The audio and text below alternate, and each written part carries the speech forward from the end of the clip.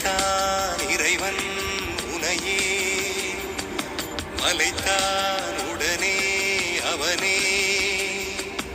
அழகை படைக்கும் திறமை முழுக்க உன்னுடன் சார்ந்தது என் விழி சேர்ந்தது விடிய விடிய மடியில் கிடக்கும் பொன்வினை உன்மேனி மீட்டட்டும் என் மேனி இறைவினில் வந்து கலந்திடு